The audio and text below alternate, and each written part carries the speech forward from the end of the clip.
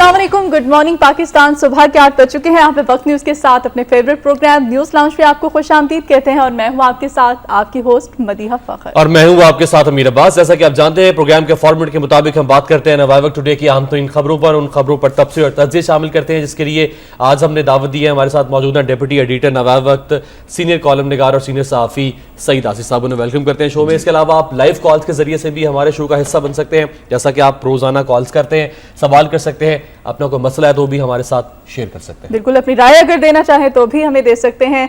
और अभी हम बढ़ेंगे नवाए वक्त टुडे की अहम खबरों की जानिब।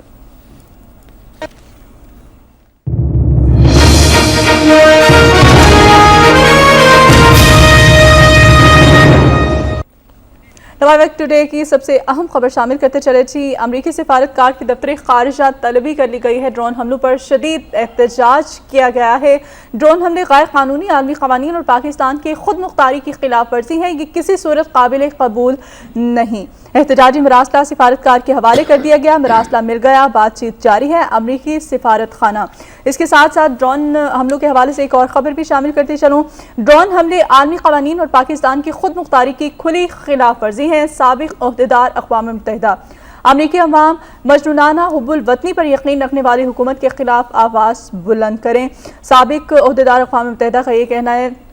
सईद आसिफ साहब, ड्रोन हमलों के हवाले से बात करेंगे हम। इस वक्त साबिक अमरीकी सिफारतकार को दफ्तर खारजा तलब कर लिया गया। आपको क्या लगता है कि तलबी पहले भी तलब किया जाता है, पहले भी एहतजाज किया जाता है, हर फोरम पर एहतजाज किया जा रहा है? आपको क्या लगता है? ये मदिया देखिए, ये मैं तो समझता हूँ कि ये सहूलत का एहतजाज है, सिर्फ आवाम की आंखों में धूल झोंकने के लिए।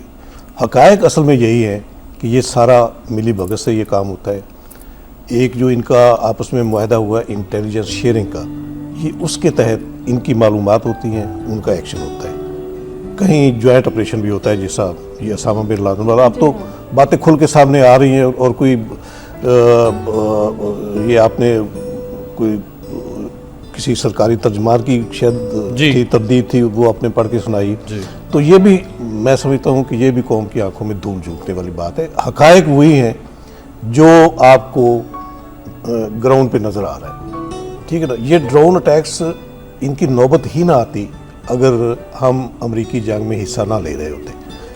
जब हमने एक कबूल कर लिया अमेरिका की डिक्टेशन को और उसके तहत फ़ौजी ऑपरेशन भी शुरू कर दिया और फिर यानी अपने एयर बेसिस जो है वो भी उसकी दस्तरस में दे दिए, तो उसके बाद कोई कसर रह जाती है? जब अमेरिकी ड्रोन जहाज़ हमारी धरती पे मौजूद हों, हर वक्त फ़िज़ाओं में उड़ रहे हों, लोगों को खौफ व हरास में मुब्तला कर रहे हों और बड़ी सहूलत से, बड़ी आसानी से वो ड्रोन अटैक कर रहे हों, उसके बाद हम ये कहें कि ये आलमी कवानीन की खिलाफ वर्जी है, तो मेरा ख्याल है ये कौम को धोखा देने वाली बात है। असल में जो करने की बात थी, आप एक ड्रोन गिराते तो उसके बाद पता चलता ना जी, ये आपके पास कैपेबिलिटी है ना, जिस तरह ईरान ने किया, पाक फिजाई। हाँ, ईरान ने जिस तरह किया, अमेरिका को जरूरत हुई फिर उधर आंख उठाकर भी देखने की। तो ये अब देखिए, अभी जनरल कियानी साहब का ईद से तो अमेरिका की हवा भी इस तरफ का रुख नहीं करती है। ईद से पहले जनरल कियानी साहब ने वो 14 अगस्त को जो मार्च पास्ट काकूल अकेडमी में जो तकरीर की, उन्होंने कैटेगरिकली उन्होंने इंडिकेशन दे दी थी कि हमने शुमाली वजीरिस्तान में भी ऑपरेशन करना है, उसके लिए तैयारी है, अपनी जंग बना के बैठे हुए। जब आपने पराई आग में कूद कर उस आग में खुद को झुलसना कबूल कर लिया है, पराई जंग को अपनी जंग करार दे दिया है, तो फिर ये क्या कंट्राडिक्शन है ना। और आप लोगों के मोबाइल फोन्स बंद करते फिर रहे हैं। ये ऐसे बस और अभी इसमें भी देखिए, यानी कि ये कैम काम अमरीकी सफीर को दफ्तर खारजा में तलब कर रहे हैं। दूसरी तरफ रहमान मलिक साहब जो है वो उनके साथ मुलाकात करके उन्हें सारे अपने वो बता रहे हैं कि हमने क्या क्या एक्शन किया है, हमने क्या क्या ये आपके कहने पे दहशतगर्दों के खात्मे के लिए हमने क्या क्या दाद वसूल कर रहे हैं उनसे। तो इससे आप अंदाजा आसिफ साहब, अक़वाम मुत्तहिदा में ही ये बात है कि अमेरिका को वो अहदाफ जो उसने ड्रोन तैयारों के जरिए से बनाए हैं उनकी वीडियो फुटेजेस लाकर अक़वाम मुत्तहिदा में दिखाई जाएं। अगर अमेरिका साबित नहीं कर सकेगा तो इसको मुजरिमाना फेल करार दिया जाएगा। अक़वाम मुत्तहिदा तो बोल रही है, लेकिन हम जो जख्म खुर्दा है, हम क्यों खामोश हैं इस पर? अक़वाम मुत्तहिदा तो दर हकीकत बांदी है अमेरिका की, वहीं उसका उसकी तंजीम है, उसी का अमेरिका का उसका यानी कि होल्ड है, मतलब ये भी एक उसके ड्रामा है। कहने पे मैं तो इसको ड्रामे समझता हूँ, वरना ये कैसे हो सकता है कि अक़वाम मुत्तहिदा चाहे कि ड्रोन हमले नहीं होने चाहिए और फिर होते रहे। ये कैसे पॉसिबल है? ये सिर्फ दुनिया को एक आप कहें कि धोखा देने वाली बात है। तो ये ठीक है, आप यानी कि आपको ये एहसास है, अंदाज़ा है कि ये जंगी बदतरीन जंगी जराइम में ये शामिल है, ड्रोन अटैक्स, जिसका यानी कि तहस नहस हो जाता है, इंसानों के बेगुनाह इंसानों के परखचे उड़ जाते हैं, और ये खुद इकरार करते हैं। ये तो जो अमेरिका ने नागासाकी और हिरोशिमा पे बम गिराए थे, ये उसी की कंटिन्यूटी है कि आज वो ड्रोन तैयारों के जरिए से उसी की जनाब, उस पे आज तक इन्होंने मुआवजत की है? कभी दुनिया से मुआवजत की है कि हमने तहस नहस किए थे जापान के 2 शहर, तो उस पे हमें सदमा है, दुख है। इसके बरक्स अमेरिका ने जिस तरह अपने एटमी प्रोग्राम को तोसीह दी, जिस तरह जंगी जुनून को बढ़ाया, जिस तरह जदीद हथियारों एटमी हथियारों से लैस हुआ अमेरिका, और फिर एटमी हथियारों की मंडी बनाया दुनिया के दूसरे ममालिक को, उससे आप अंदाज़ा लगा सकते हैं कि इसके कितना दर्द है इंसानियत। और भारत को अपना सबसे बड़ा खरीदार भी बना जी, लिया जाहिर असले का, ये बात तो है। बल्कि इसी के साथ ये खबर शामिल कर लेते हैं जी। साबिक अमरीकी सफीर रियान सिंह क्रोकर नशे की हालत में ड्राइविंग करने पर गिरफ्तार हो गए। $1000 जुर्माना अदा करने पर उन्हें रिहा किया गया। 14 अगस्त को ये शराब के नशे में धुत थे और सड़कों पर घूम रहे थे ड्राइविंग करते हुए। इन्हें वहां पे गिरफ्तार, इनको ड्राइविंग की खिलाफ वर्जी करने पर इन्हें जुर्माना किया गया। आपको बताते चले कि ये पाकिस्तान और अफगानिस्तान में अमेरिका के साबिक सफीर रह चुके हैं। तो अमेरिका के अंदर तो खुद कानून की अमलदारी की ये कैफियत है, और हमारे यहाँ तो बाकायदा तौर पर। और रेमंड डेविस का मामला आपको याद है ना, यहाँ कितना वो दंदनाता हुआ यानी फिर रहा था, 3 हमारे शहरियों का उसने कत्ल किया। उसके बाद जिस तरह प्रोटोकॉल के साथ उसे अमेरिका भिजवाया गया, और वहाँ आपको पता है ना एक वाकया हुआ था, वो उलझा किसी से जी 2011, हाँ किसी से उलझा, और उसके बाद दोबारा फिर ऐसी ही वारदात फिर उसने डाली। तो ये तो इनके मजाज में है, इनकी सृष्टि में है, अपने आप को बरतर साबित करने के लिए ये कुछ ना कुछ ऐसा करते रहते हैं। लेकिन हमें ये रियान सिंह क्रोकर की जो मिसाल है, इससे हमें बहैसियत कौम कुछ सीखना चाहिए या नहीं? बहैसियत कौम तो हमारे लिए सीखने के बहुत से मामलात हैं, बहुत से, सिर्फ ये एक नहीं और भी बहुत से, लेकिन हमने जब वो सारे ज़ाहिर कर दिए तो ये भी हमारे लिए बढ़िया। नेक्स्ट स्टोरी जी हाँ, अगली खबर शामिल करते हैं। सुप्रीम कोर्ट ने गिलानी दौर के इस्लामाबाद सेफ सिटी मंसूबे का ठेका कलअदम करार दे दिया। नैब को तहकीकात करने का हुक्म दे दिया गया है। ठेका गैर शिफाफ और कवायद के खिलाफ है, मुनासिब तशहीर नहीं की गई। दोबारा ओपन टेंडर के जरिए तशहीर की जाए। मंसूबा इस्लामाबाद और दूसरे शहरों को दहशतगर्दी से बचाने के लिए शुरू किया गया था।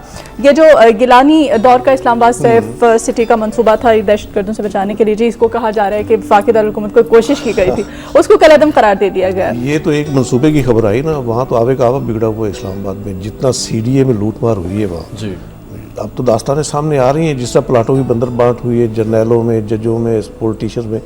अभी एक यानी कि प्रोपेगेंडा सिर्फ जो एक हो रहा है वो ऐसे है कि सिर्फ यानी कि मलबा डाला जाता है, जजों पे डाला जाता है, लेकिन असल जो कल्प्रिट है, जो पॉलिटिशियन हैं, उनको यानी कि उनके नाम सामने लाने से गुरेज किया जाता है। और जब सुप्रीम कोर्ट एक्शन लेती है तो तूफान उठा लिया जाता है, सर पे आसमान उठा लेते हैं कि देखें जी ये जमहूरियत को ख़राब कर रहे हैं, ये सियासतदानों के पीछे पड़े हुए हैं, ये अपना एहतसाब नहीं करते, हमारा एहतसाब करते हैं। तो कौन करेगा?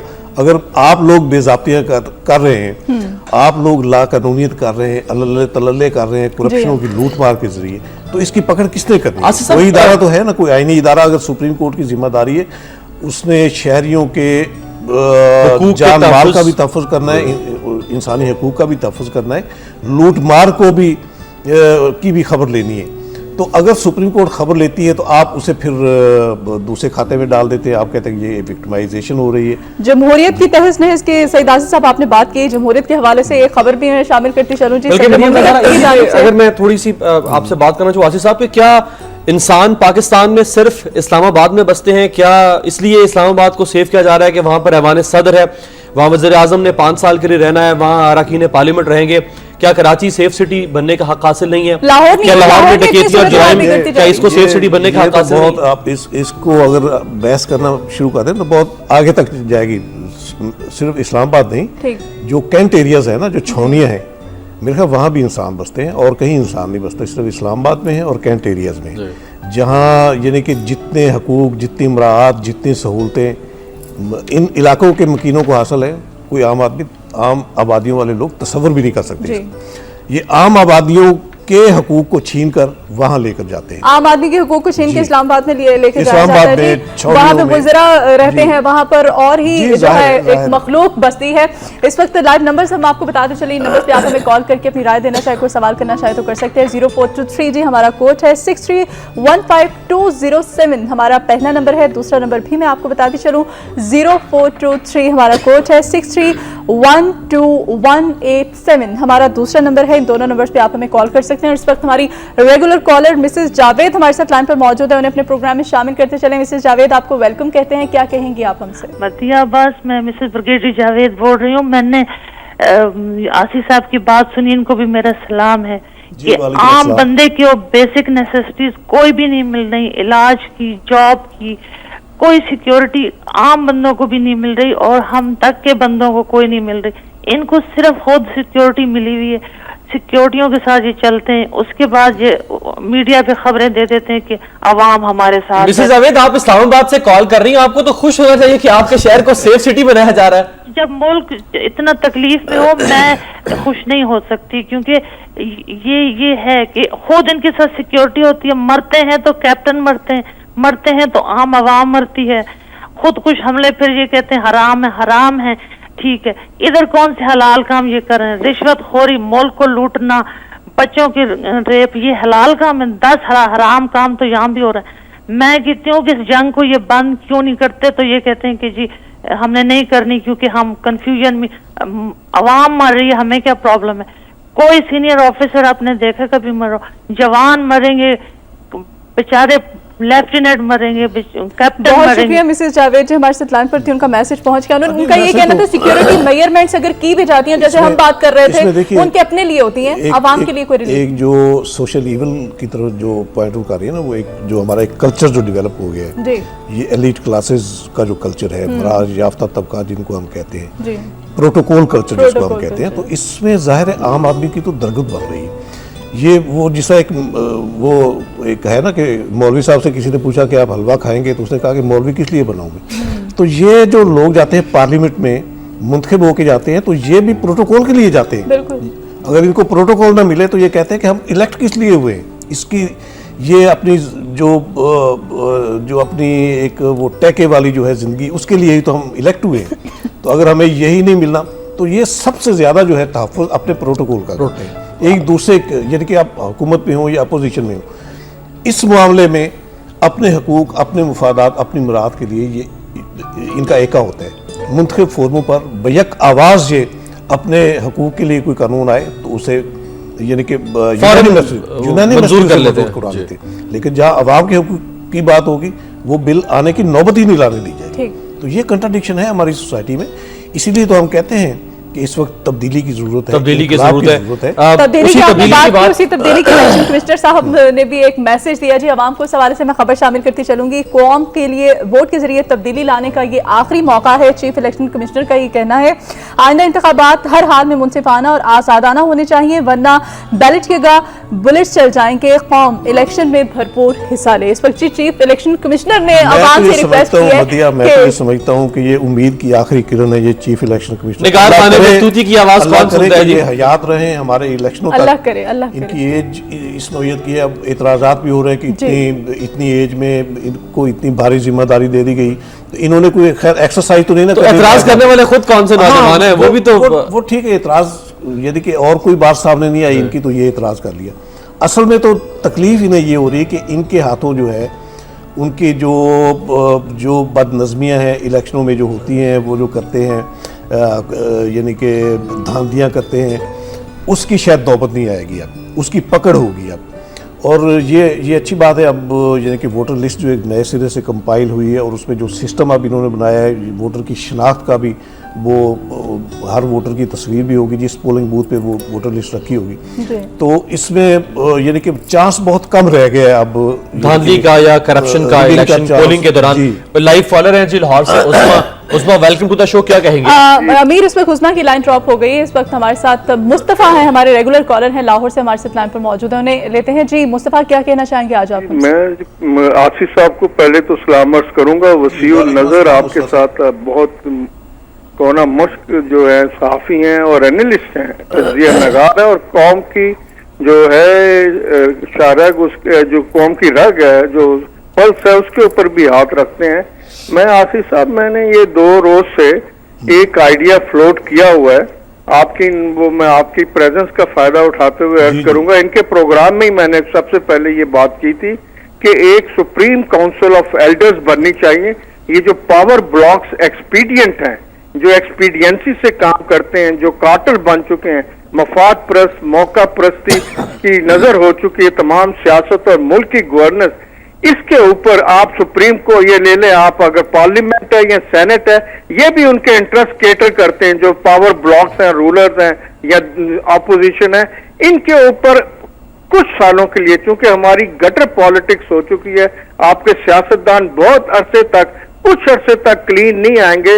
एक सुप्रीम काउंसिल ऑफ एल्डर्स होनी चाहिए जो कि अपोजिशन के रोल को भी, हुकूमत के रोल को भी, जुडिशरी के रोल को भी, एस्टेब्लिशमेंट के रोल को भी, ब्यूरोक्रेसी को भी, जहां देखते हैं कि they are wrong, national interest नहीं केटर हो रहे, कौम को आगाह करें कि ये गलत हो रहा है। इमरान खान अगर गलत है तो कौम को बताएं कि बिल्कुल उसकी पूजा मत करना शुरू करें। नवाज शरीफ, बहुत शुक्रिया मुस्तफ़ा, आपका मैसेज हम तक पहुंच गया जी। उन्होंने सुप्रीम काउंसिल की बात की। सईद आसिफ साहब, इस हवाले से हम बात करेंगे। एक और लाइव कॉलर है हमारे साथ लाइन पर मौजूद हैं जी, सज्जाद लाहौर से। वेलकम कहेंगे सज्जाद, आपको क्या कहना चाहेंगे आप हमसे? हाँ जी, सज्जाद भाई, मैं ये सोच रहा था कि देखिए, करने के काम जो है वो यकीनन अवामी नुमाइंदों के ही जरिया हो सकते हैं, लेकिन जो हकीकी नुमाइंदे हों तब, अब ये जो लोग बैठे हैं ये तो चल चला के दौर में है, इनका तो आगे फ्यूचर जो है वो ये बनाने की कोशिश में है कि जी हमें अगला इलेक्शन मिल जाए और उसमें कामयाबियां हो जाए। मसला ये है कि जब तक हकीकी नुमाइंदे नहीं आएंगे, जिन्हें हम वाकयातन वोट डालकर उनकी वोट से उनको सिलेक्ट करके नहीं लाएंगे, और ये कैसे मुमकिन होगा? आजाद इलेक्शन कमीशन जो है, इससे तवक्का की जा सकती है कि हमारे वोटों को ये जाया नहीं करेंगे या बेचेंगे नहीं या इन पर सौदेबाजी नहीं होगी, तब कहीं जाकर कहा जा सकता है कि ये कमीशन बनेंगे अगले कहीं इलेक्शन के बाद जो असेंबली सामने आएगी। फिलहाल तो ये सूरत जो नजर नहीं आ रही। दूसरी बात ये कहना थी कि पिछले दिनों, ईद के दिनों में हमारे वजीर साहब ने एक फरमाया कि एक कारकुन को अपना वज़ीर-ए-आज़म तक कुर्सी पे बिठा दिया है, और मैं ये कह रहा हूँ कि क़यादत का उन्होंने जिक्र किया, जिस क़यादत का उन्होंने जिक्र किया वो तो 27 दिसंबर 2007 से पहले वो तो कारकुन, खुद कारकुन भी नहीं थे पीपल्स पार्टी के। तो ये क़यादतें और ये कारकुन जो ये हकीकी लोग हों तो तब तो ये समझ में आती है, वरना ये बहुत शुक्रिया सज्जाद, हम आपकी बात समझ गए। सईद आसिफ साहब, पहले जो लाइव कॉलर थे उन्होंने सुप्रीम काउंसिल की बात की, आपको पहले सुप्रीम काउंसिल कल भी आपके प्रोग्राम में ये आइडिया दिया था, पहले भी बहुत बार ये तो ईरान मॉडल बनता है सुप्रीम काउंसिल होना, जो वो कंपेयर कर रहे हैं सेनेट के साथ। हालांकि ये कंपेयर सेनेट के साथ बनता ही नहीं, सेनेट तो बाकायदा हिस्सा है पार्लियामानी निजाम का, ठीक है ना, उसकी कोई ऐसी एडवाइजरी हैसियत नहीं है। उसने कौमी असम्बली में कोई बिल पेश होगा, पास होगा, कोई आईनी अमेंडमेंट पास होगी तो फिर सेनेट में जाएगी तो वो पास होगी वहाँ से। तो ये एक यानी इंटर रिलेटेड है, ये एक जिसको हम कहते हैं वो पार्लियामेंट जिसको कहते हैं ना, उसका एक हिस्सा है सेनेट। इसलिए वो जो मुस्तफा साहब जो बात कर रहे हैं ना एक एडवाइजरी काउंसिल की, वो उससे अलग थला गया। आप इसको पहले थोड़े एडवाइजर है जी, वज़ीर-ए-आज़म और वज़ीर-ए-आला के मजीद वो एडवाइजरी काउंसिल, वो उसमें यानी कि अगर सेनेट के पैटर्न पे लाएंगे तो उसका तो कोई फायदा नहीं, उसमें तो फिर वो तो सिस्टम का हिस्सा बन जाएगा। तो ये जो तजवीज़ देना चाहते हैं, मेरा ख्याल ये रशिया का जो एक सिस्टम होता था पोलिट ब्यूरो, मेरा ख्याल है उसके ये करीब करीब है कि कोई ऐसी एक यानी कि एक अपर हैंड हो, कोई ऐसा इदारा हो जो चेक रखे पूरी गवर्नेंस पे, पूरे सिस्टम पे, असम्बलियों पे, पार्लियामेंट पे, हुक्मरानों पे।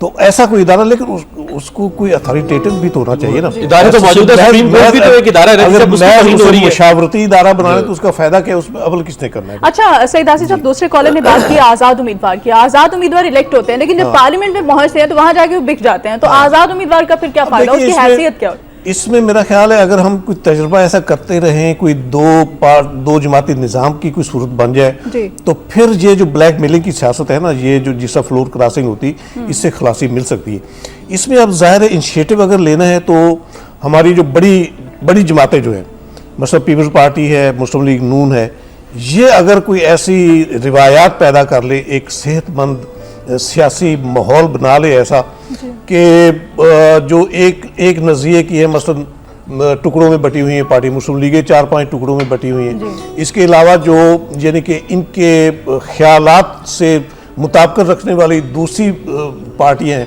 یہ ساری پارٹیاں ایک پلیٹ فارم پہ آ جائیں. اسی طرح جو پیپلز پارٹی کے خیالات سے مطابقت رکھتی ہے جو پارٹی ہے, وہ ایک پلیٹ فارم پہ آ جائے. تو اس طرح دو جماعتی نظام کی اگر صورت بن جائے تو یہ ایک ہیلدی میرا ٹریڈیشن ہوگی, اس سے جمہوریت بھی اسٹرینتھن ہوگی, سسٹم بھی اس سے مضبوط ہوگا. اس کے لیے ہم دعا ہی کر خلاصی سکتے ہیں مل جائے گی ہمیں, یہ صاحب. آزاد امیدواروں سے بھی خلاصی مل جائے گی. ہمارے اس وقت 2 کالر ہمارے ساتھ لائن پر موجود ہیں. نیگر صدیق صاحبہ ہیں اس وقت, ان کو لائن پر لیتے ہیں. جی نیگر, کیا کہنا چاہیں گے آپ ہم سے؟ میں آج یہ کہنا چاہوں گی, ابھی بات ہو رہی تھی دہشت گردی میں حرام اور حلال کی. دیکھیے میں ایک دفعہ کیا ہوا کہ میں گئی واگا بارڈر پہ, وہاں پہ وی آئی پی لوگ امریکن میرے ساتھ بیٹھے ہوئے تھے.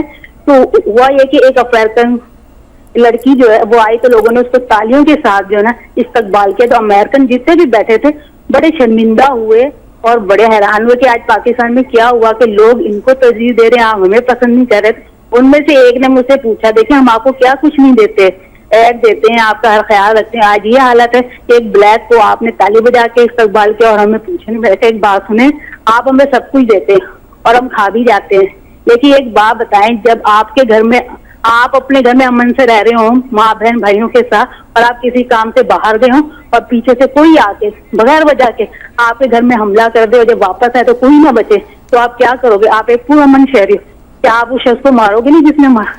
اس نے بڑے اطمینان سے کہا ہاں میں ماروں گا.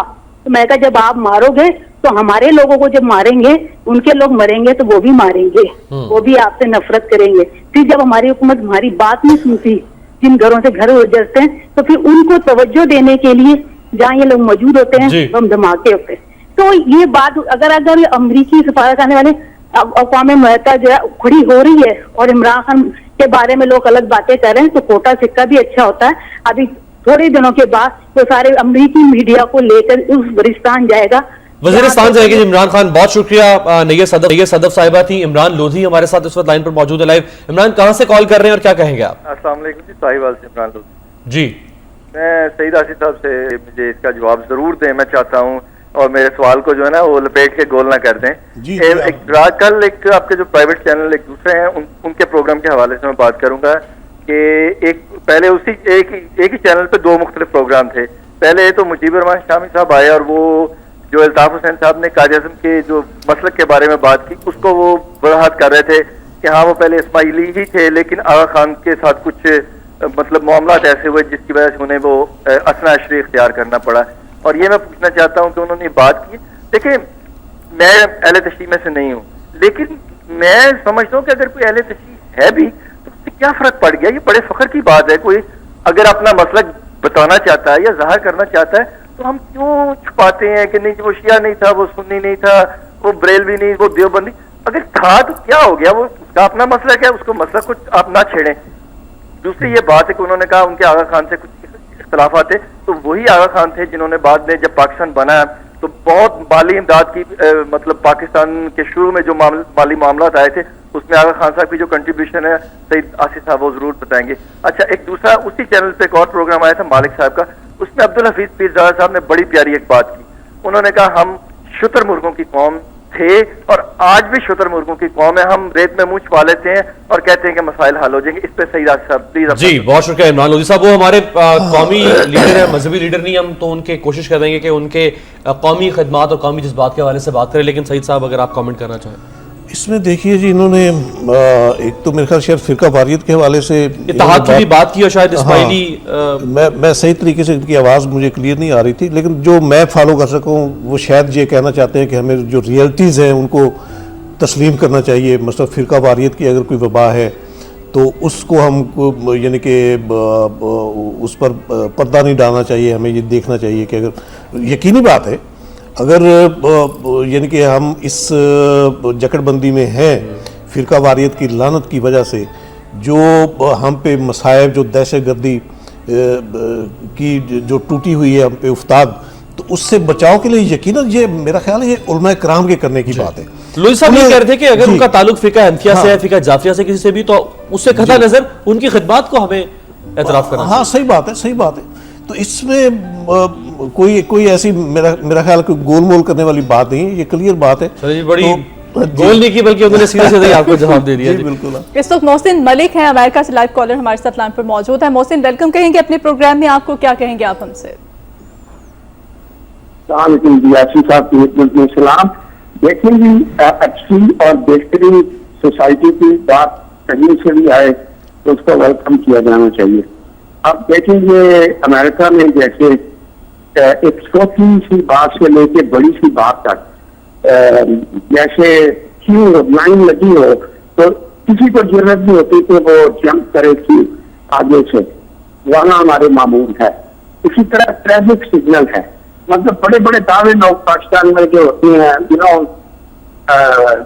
اس ٹائپ کے لوگ وہ کہہ لگتے ہیں کہ ہمیں پرواہ نہیں، یہاں آئیں تو اعتبار کریں تو دیکھیں کیا اثر ہوتا ہے ان کا.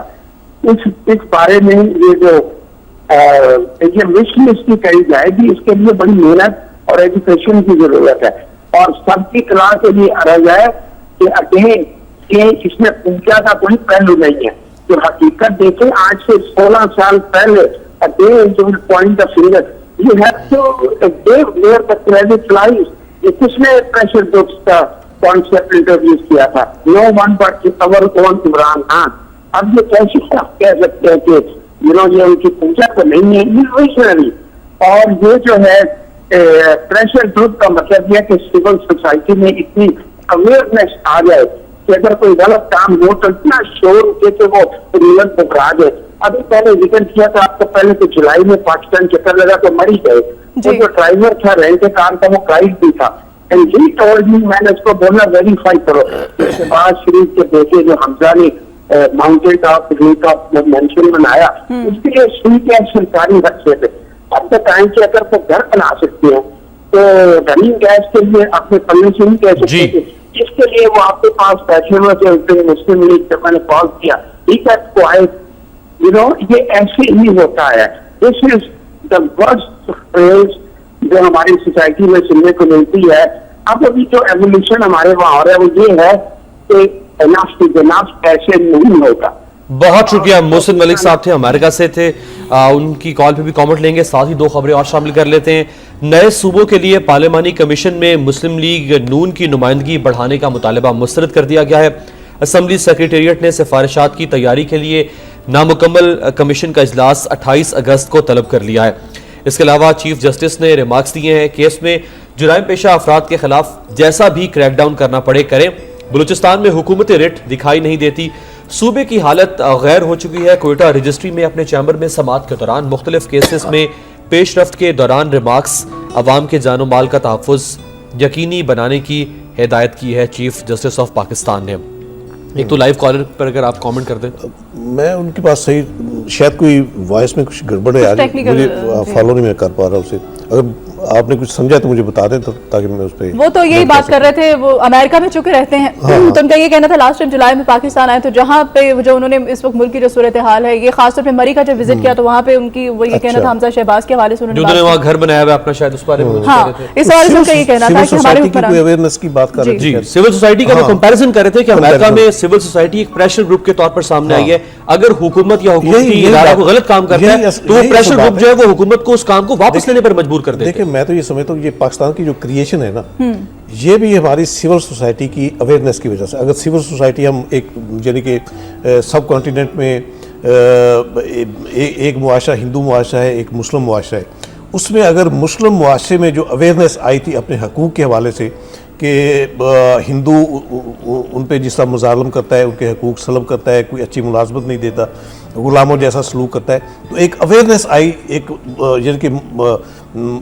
مجموعی طور پہ مسلم سوسائٹی میں کہ ہم نے اپنے لیے الگ خطہ لینا ہے، تو اس میں ہماری بچت ہوگی۔ تو پھر ظاہر ایک قیادت ملی قائد اعظم کی شکل میں، پہلے علامہ اقبال نے ایک پاکستان کا ایک تصور دیا، مصور پاکستان جی انہیں کہتے ہیں، تو اس اویئرنیس کی وجہ سے جو ایک تحریک چلی، ایک موومنٹ چلی قائد اعظم کی قیادت میں، اور آپ دیکھیے کہ کتنی منظم موومنٹ تھی کہ اس میں تشدد کا کوئی ایلیمنٹ نہیں تھا، کوئی ایک گولی نہیں چلی، کوئی گرفتاری نہیں ہوئی، اور کامیابی حاصل کی۔ 7 سال کے عرصے میں انہوں نے کامیابی حاصل کی۔ یہ اویئرنیس ہے ایک سول سوسائٹی کی۔ اسی طرح یہ 2007 میں جو ایک سول سوسائٹی کی تحریک چلی، چیف جسٹس افتخار چودھری کے ایک جرأت انکار کے بعد جو اویئرنیس آئی سول سوسائٹی میں اپنے حقوق کے حصول کے حوالے سے، عدلیہ کی آزادی کے حوالے سے، انصاف کی عملداری کے حوالے سے، آئین اور قانون کی بالادستی کے حوالے سے، تو اس میں بھی کامیابی ملی۔ تو میں یہ کہتا ہوں کہ واقعی ایک پریشر گروپ جو ہے سول سوسائٹی کا، اگر یہ اسی طرح اویئر رہے، اسی طرح متحرک رہے، تو میرا خیال ہے ہمیں ایجیٹیٹ نہیں کرنا پڑے گا، حکمرانوں سے بار بار تقاضا، اور حکومت بھی اپنے ٹریک پر رہ کر کام کرتی رہے گی۔ یہ اب دیکھیے یہ جو لوڈ شیڈنگ ہوتی ہے بجلی کی، جب لوگ تنگ آمد بجنگ آمد کے مصداق سڑکوں پہ آتے ہیں تو حکمران مجبور ہو جاتے ہیں پھر ریلیف دینے کے لیے۔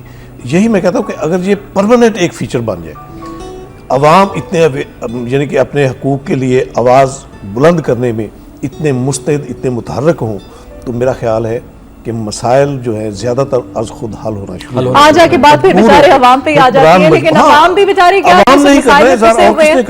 ہاں جی تبدیلی لانی ہے تو عوام نے لانی ہے۔ آپ نے اس سے پہلے ہم جمہوریت کے حوالے سے سعید آصف صاحب آپ نے بات کی تھی کہ جمہوریت کی تہس نہس اس وقت جو کی جا رہی ہے حکومت کی جانب سے۔ جمہوریت کے حوالے سے بات کریں، صدر مملکت کا کہنا ہے کہ جمہوریت کو مضبوط کر دیا ہے اور اس کی ثمرات آنے والی نسلوں کو بھی ملتے رہیں گے۔ عام انتخابات مقررہ وقت پر ہوں گے، پاکستان پیپلز پارٹی اور اتحادی تیاری کر لیں، چیلنجز کا سامنا ہے، غربت، دہشت گردی، توانائی بحران کے خاتمے کے لیے اقدامات ان کی جانب سے کیے جا رہے ہیں۔ جمہوریت کو انہوں نے اتنا مضبوط کر دیا، اقدام مکمل پایا تکمیل تک نہیں پہنچا، جب الیکشنوں میں جا رہے ہیں تو اب انہیں یہ ایسے لیکچر دینے کا خیال آ رہا ہے۔ اب انہیں بلوچستان میں 100 ڈیم بنانے بھی یاد آ گئے۔ جی ظاہر ہے۔ اب حقیقت کیا ہے، جمہوریت یعنی کہ جتنا سمراٹ ان کی شاید اپنی آئندہ آنے والی نسلوں کی ڈی اسٹیبلائز اس دور میں ہوئی ہے، اس کی کوئی مثال نہیں ملتی۔ پاکستان میں کم از کم اس کی کوئی مثال موجود نہیں کہ جو جمہوری حکمران ہیں انہوں نے خود کلاڑا چلایا ہو جمہوریت پر۔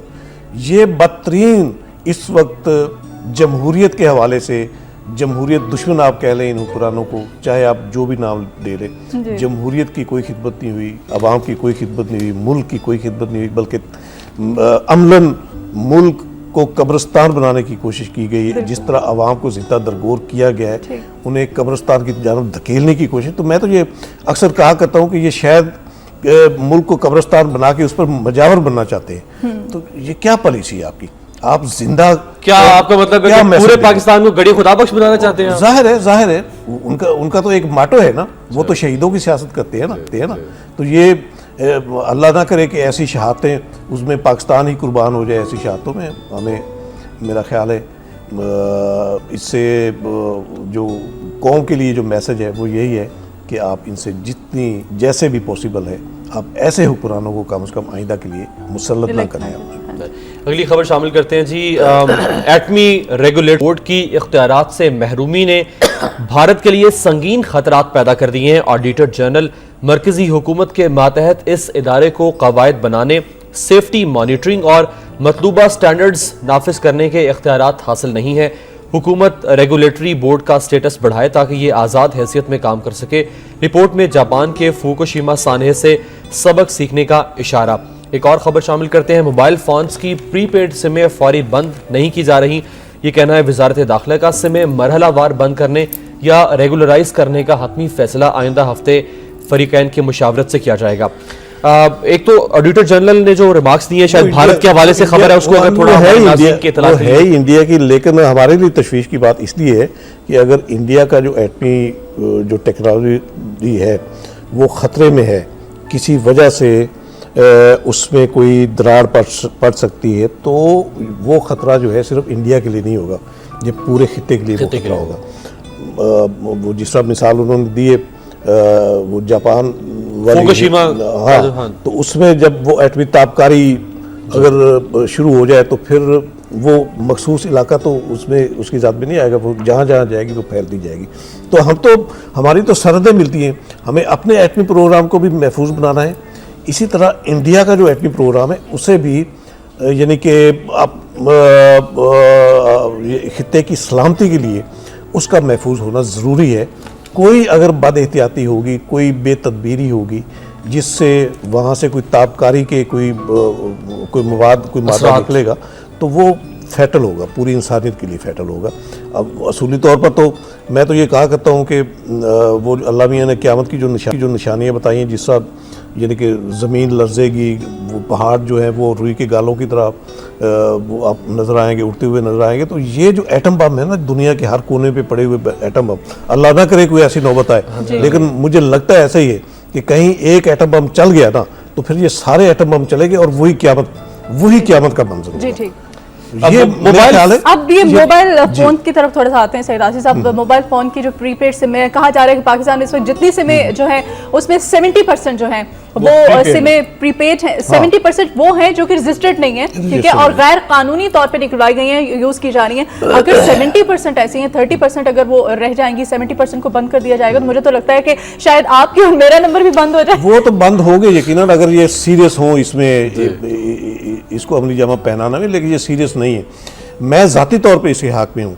जितनी आप कह रहे जितनी कबाहतें, जितनी समाजी बुराइयाँ इस वक्त मुआशरे में नजर आती हैं, उसकी मेन कार जो है ये हमारी मोबाइल टेक्नोलॉजी। लेकिन सईद आसिफ साहब, वजह क्या है? जब आप एक मोबाइल सिम जो है आप निकलवाते हैं, उसके लिए तो आपको बाकायदा अपना आइडेंटिटी कार्ड लेके जाना पड़ता है, उसकी फोटोकॉपी वहां पे सबमिट करवानी पड़ती है, उसके बाद तो हमारा कौन सा मुआशरा है, इसमें जितनी आप हेरा फेरी हमारे मुआशरे में आप अपना क्या आपको यकीन है? और मैं एक मजे की बात आपको, सॉरी मैं आपको इंटरप्ट कर रही हूँ, एक मजे की बात बताती हूँ कि मेरी जो अपनी मुझे आज से कोई 2 साल पहले की मैं बात कर रही हूँ, तो मैंने अपने मोबाइल का जो मेरा नंबर था वो किसी तरह से मुझे इसका जो है सारी डिटेल्स निकलवाना पड़ी। तो जब मेरा अपना नंबर जो था पता चला जी कि ये तो मेरे नाम पे तो है ही नहीं, इस नाम पे तो कितनी सिम मैं यही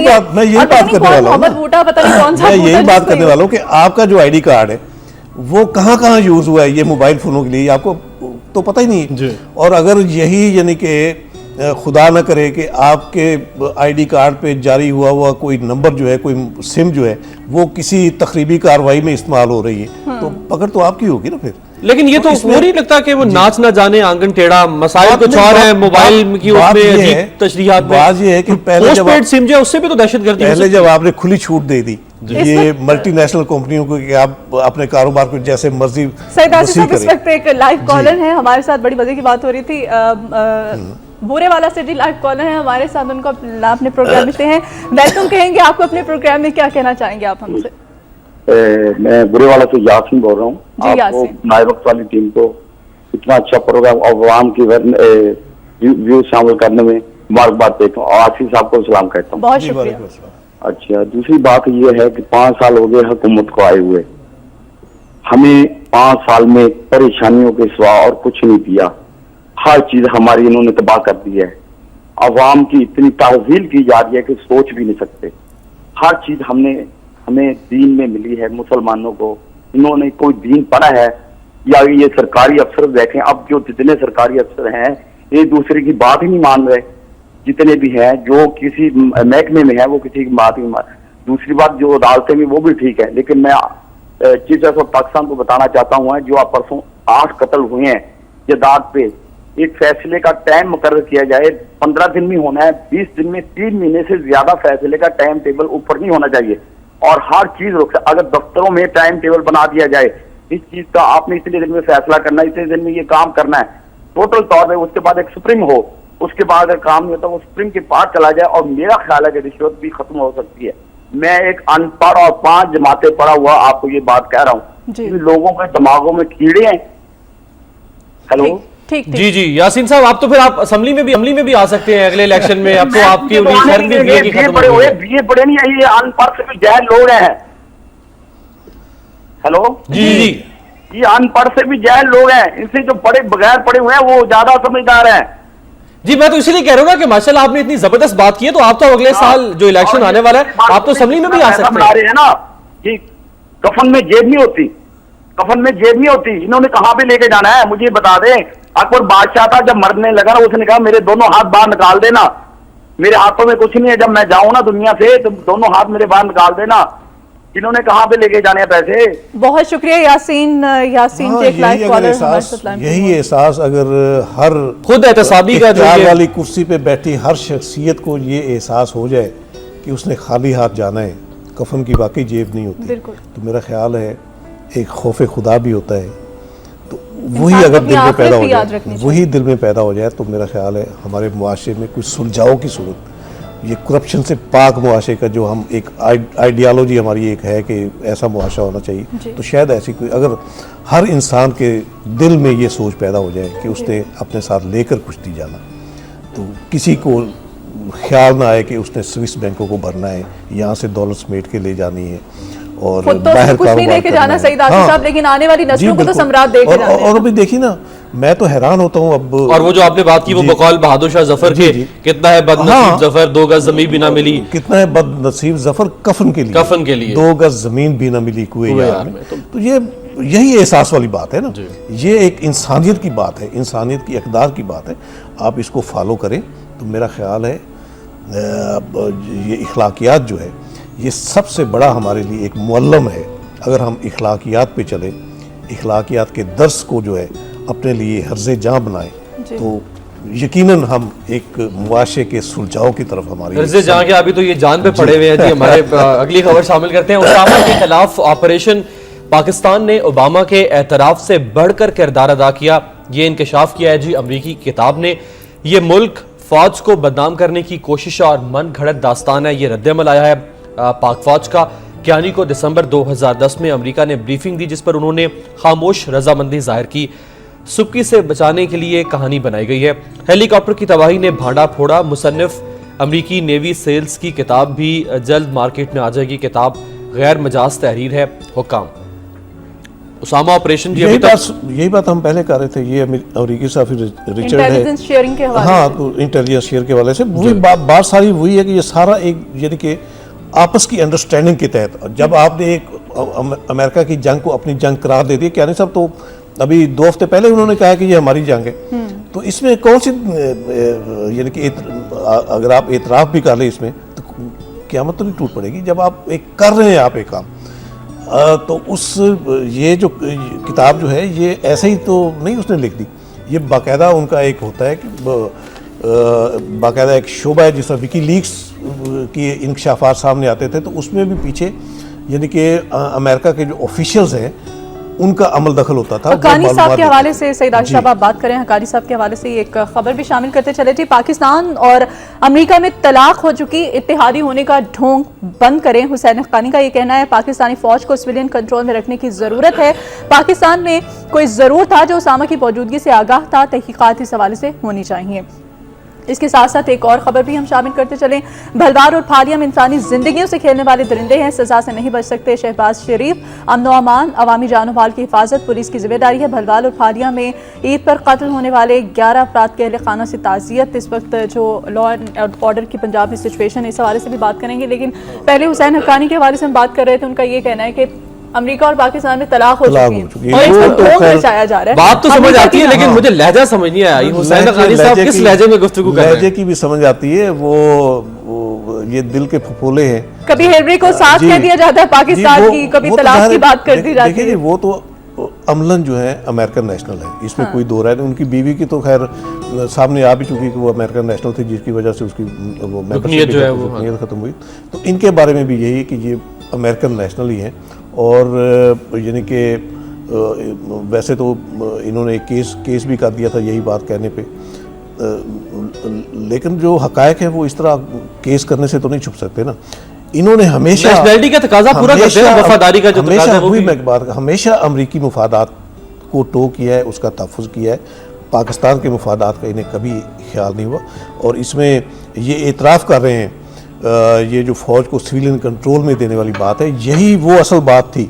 جب آپ کو یاد ہوگا جب کیری لوگر بل جب منظور ہو رہا تھا تو اس کا جو مسودہ جو ڈرافٹ تھا نا، اس وقت بھی یہ باتیں سامنے آئی تھی کہ یہ ڈرافٹ جو ہے حسین حقانی کا لکھا ہوا، اس میں یہ شرط رکھی گئی تھی کہ فوج کو سویلین کنٹرول میں دیا جائے، تب یہ کیری لوگر بل کے تحت پاکستان کو امداد ملے گی۔ سید آصف صاحب، بہت شارٹ سے آپ کے کمنٹس چاہیے ہوں گے۔ بھلوار اور پھالیہ میں آپ کو پتہ ہے جو کیا گیا 11 افراد کو عید کے دنوں میں قتل کر دیا گیا۔ سوسائٹی کی جو گراوٹ ہے اس وقت بہت دکھ ہوتا ہے، بہت صدمہ ہوتا ہے۔ اس وقت جو کچھ ہو رہا ہے اس ہمارے معاشرے میں، جو الٹ پھیر ہو رہا ہے، جو توڑ پھوڑ اس وقت سوسائٹی میں جاری ہے، یہ ایک ذہنی گراوٹ ہے۔ لوگ فرسٹریٹڈ ہو گئے، فرسٹریٹڈ لوگ، ظاہر ہے جب لوگوں کو کھانے کو کچھ نہیں ملے گا، روزگار نہیں ہوگا، کوئی مہنگائی نے مت ماری ہوگی، جینا دوبھر کیا ہوگا، تو لوگ کیا کریں گے پھر؟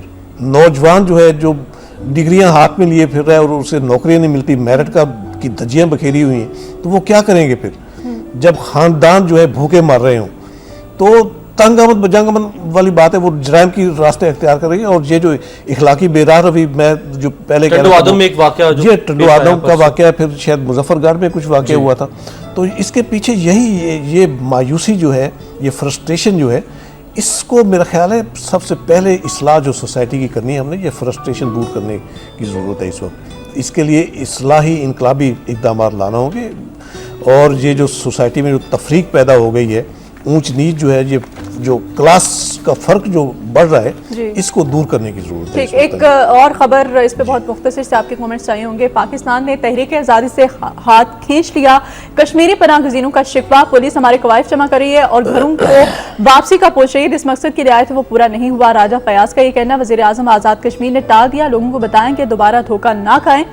یہ اظہار انہوں نے میڈیا سے بات کرتے ہوئے کیا۔ پاکستان نے تحریک آزادی سے ہاتھ کھینچ لیا، یہ بہت المیہ ہے مدیہ، بہت المیہ ہے۔ یہ کل آپ نے دیکھی میر وائز عمر فاروق کا بھی یہی بیان آیا تھا کہ پاکستان کی حکومت جو وہ اپنے مسائل میں الجھی ہے اور اس کی توجہ کشمیر پر نہیں رہی، اور یہی ایک فکر مندی ہے، یہی درد مندی ہے۔ یہ تحریک جو ہے آزادی کشمیر کی تحریک، یہ کیا ہے؟ در حقیقت یہ پاکستان کے ساتھ الحاق کی تحریک ہے کشمیر کے۔ اگر اس تحریک سے توجہ ہٹ جائے ہمارے حکمرانوں کی، تو یہ سمجھیے کہ جو ایجنڈا تھا پاکستان کی تشکیل کا، وہ پورا نہیں ہوگا، پاکستان کی تکمیل نہیں ہو پائے گی۔ کشمیر کے بغیر پاکستان ادھورا ہے۔ اگر ہم نے اس کے حصول کے لیے ہی اپنی جدوجہد میں کوئی نرمی پیدا کر دی، کوئی کمی پیدا کر دی، یا سہولت اپنے دشمن بھارت کے لیے پیدا کر دی کہ وہ اس پہ اپنا ہاتھ، وہ تو کہتا ہے، وہ تو بلکہ انڈین جو ڈیفینس منسٹرز تھے شاید، ان کا بیان آیا تھا لاسٹ ویک کہ ہمارے کشمیر کی کیا بات کرتے ہیں، پاکستان نے قبضہ کیا ہوا ہے، اور یہ ہمارے آزاد پاکستان نے قبضہ کیا ہوا ہے، پاکستان نے قبضہ کرنا ہے، وہ تو آصف صاحب پاکستان کا اٹوٹ انگ ہے کشمیر۔ یہ اگر یہ تشویش جو ہے نا کشمیری باشندوں میں اگر یہ سوچ پیدا ہو رہی ہے تو یہ بہت خطرناک ہے۔ یہ ہمیں اس کو یعنی کہ کول ڈاؤن کرنا ہوگا، انہیں مطمئن کرنا ہوگا،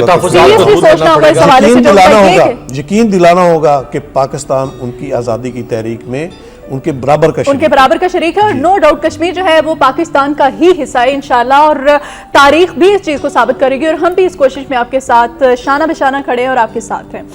نیوز لاؤنج میں یہاں وقت ہوا ایک بریک کا، بریک کے بعد دوبارہ حاضر ہوں گے۔ اس کے ساتھ ہی سعید آصف صاحب آپ کو بہت شکریہ کہیں گے، آپ ہمارے ساتھ اسٹوڈیوز میں موجود تھے۔ بریک کے بعد دوبارہ حاضر ہوں گے، ہمارے ساتھ رہیے گا۔